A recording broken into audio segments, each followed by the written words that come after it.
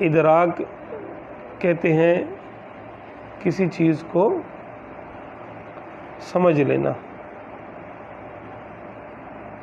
نظر آنے والی چیز کو دیکھ لینا، دائیں بائیں آگے پیچھے. آج کل ہم کہہ سکتے ہیں کہ اس کو 3D میں دیکھ لینا، اس کو یعنی دائیں بائیں اوپر نیچے آگے پیچھے سے اس کو پورے حدود اربع اس کے چاروں طرف سے اس کو سراؤنڈنگ سمیت اس کو سمجھ لینا کہ اس کے دائیں یہ ہے، بائیں یہ ہے، آگے یہ ہے، پیچھے یہ ہے، اوپر یہ ہے، نیچے یہ ہے.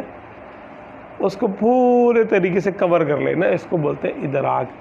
یہ عربی کا لفظ ہے، تو اس میں جو وضاحت کی گئی ہے بزرگوں کی طرف سے، تو کہا گیا کہ کسی چیز کو نظر آنے والی چیز کو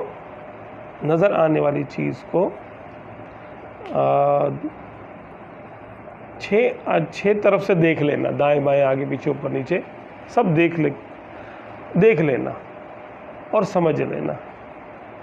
یہ اس کو ادراک کہتے ہیں.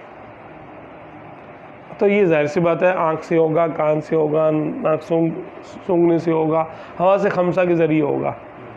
ٹھیک ہے، تو حواس خمسہ کو ملائیں تو عقل بنتی ہے کہ جو کچھ ہم سونگھتے ہیں، جو کچھ ہم دیکھتے ہیں، اور جو کچھ سنتے ہیں، جو کچھ چھوتے ہیں اور جو کچھ چکھتے ہیں، پانچوں چیزیں، ان سے ایک پکچر ڈرا ہوتی ہے، ایک جو ہے نا تصویر مکمل ہوتی ہے. مکمل کرنے والی قوت کو عقل کہتے ہیں.